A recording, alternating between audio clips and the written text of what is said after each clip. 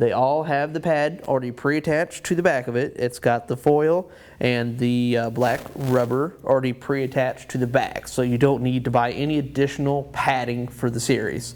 The one thing you may need to buy is if you're going over, a concrete or a subfloor with a crawl space where there may be moisture underneath. This foil is a little bit of help of having some moisture protection from underneath, but the reason you're still going to need some plastic is, this is not a continuous full sheet of plastic or a full sheet of foil. There's going to be a break at every seam when you click this flooring together. If you notice, there's still going to be a break at the seam right there. Right. So moisture can still get through that because it's not a continuous sheet. So this is true of any laminate with pad on the back. If you're going to go over concrete or any floor with a moisture issue, correct. Even if the pad is moisture protecting itself, you're still going to need plastic because that moisture gets through the seams, and sure. If that moisture gets into the seams, those seams will soak in that moisture and start swelling. Okay. Yeah, if you notice right here, this is vinyl flooring. Yes. This is, to tell you the truth, if you're installing over this vinyl, yeah, this vinyl is a moisture barrier. The vinyl is textured. Yes, this vinyl is textured, but it's not so deep on the textures where it's going to cause an issue. What's too deep? Would you say 1/8 of an inch maybe? Yeah, if it's more than 1/8 of an inch difference in height, you'll have to level it out with some compound across about 3 foot. But in our case, that's a printed look that makes it look it's got some exactly. ridges. It's just a printed look. It's like maybe a 1/16 of a difference. So we're really okay going right over that. I'm just going right over top of this then. I'm going to be working from right to left. Can you tell me why? The reason we're going to be working that way is you have to work off the grooves of the floor, which is the bottom portions. This is just for demonstration to show you how these go together right here. That would just lock in. They lock in right there. This one has to be down first, so this one can it can like lock drop into it. Exactly. Yeah, the actual tongue part has to drop into the bottom groove portion. So if we were looking at this horizontally, this is the right, this is the right, this is the left. So we're going right to left. Yeah, exactly. You're working right to left. Okay. So in your room, with this particular style of installation, I'm starting all the way in the far right corner of the room. And for us, the right corner for demo purposes is where this particular piece of trim separates. So that's a wall. It's a pretend wall. Yep. So we're starting in the right corner and working our way that way. Yep. Oh, so we're going from the right to the left. Okay. Now you're going at an angle like that. Yeah, the reason I'm doing an angle is because I'm so used to it. Okay. That's not going to hurt? No, it's not going to hurt or anything. Okay. It's just because I'm so used to installations of angle to angles. Yeah, I don't have to do angle to angle. I can just go right here pretty much and just plop it down. Plop it down, drop it together. Okay. Because the end joints are not actually fully locked together. Right. And like I said, this is our first row, so that means our first row, this seam right here is not going to be completely it's not going to feel solid. secure Until I put in this next plank. Exactly. Now, as you also notice this, it's loose. It's not actually locked together. They're just overlapping right there. Sure, sure. So in other words, until you put in this next plank right here to lock over the seam right here, that will then lock this plank together. And now the long side is going to be across that first end joint. It's going to lock it. Exactly. So when I put this plank in here, it's going to lock this previous row. Standard angle type lock on the long side.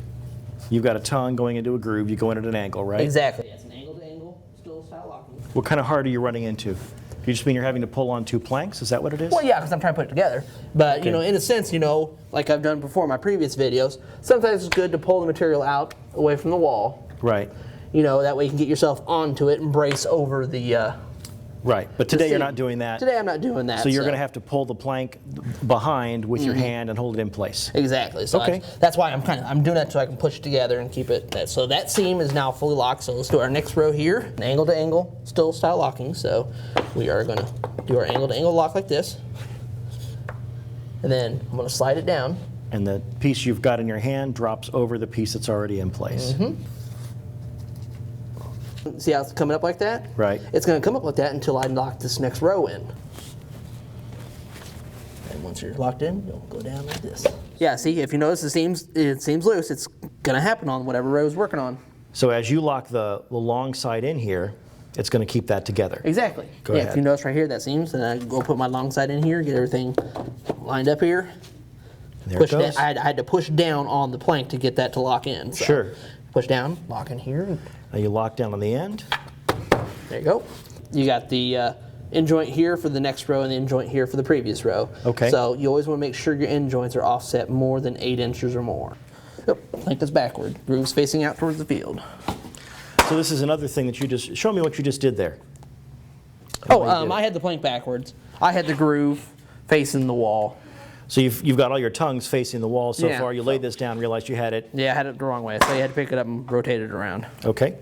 Now, it's going to work out really well when you get to the other side of the room to get ready to finish the install, because if you're going up against the wall on the other side of the room, you want to have at least whatever last plank is in that row, that plank be at least half the width or more.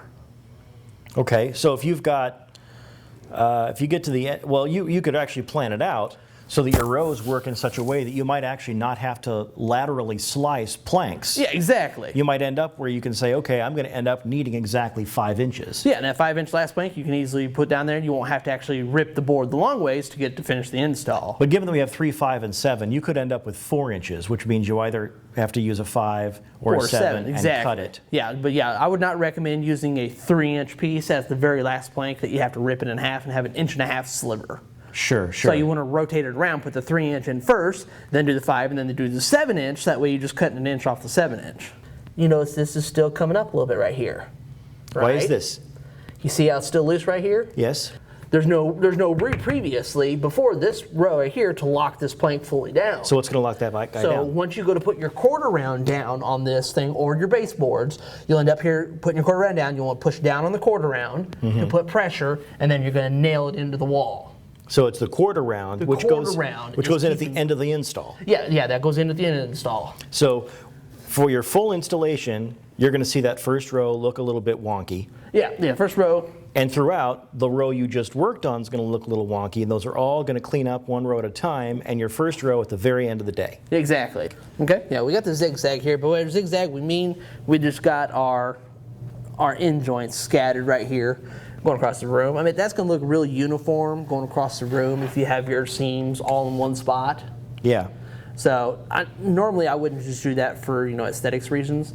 You want to get a random look on your end joints. So when you go to start your next row, normally if you have to cut off a foot of a plank or cut the plank in half, so that way it offsets your end joints more, it's going to make the installation look a little bit better. Once you get your installs done in the room, as soon as you get done, you want to, of course, get your broom your dustpan again and probably just do a quick sweep through the room.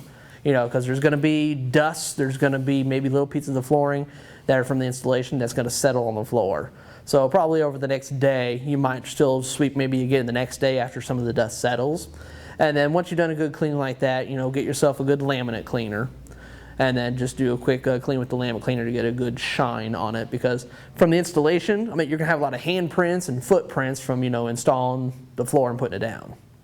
Thank you for watching our drop and lock video. This type of floor that we use is a random width design.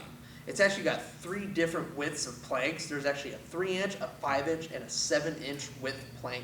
So that way you get a random look across the room. And now if you want to see our random look design and how it looks and what type of method you want to install that, you can definitely watch this video. It's got some great helpful hints. Click this video right here to view this flooring. If you want to view all the colors of our Landmark series and our stock quantities available, click right here to go to our link on this main website. And if you have any more questions, give us a call. We are happy to help you guys out. You can call us right on our main website. The phone number is up there. That number is 800-804-5251.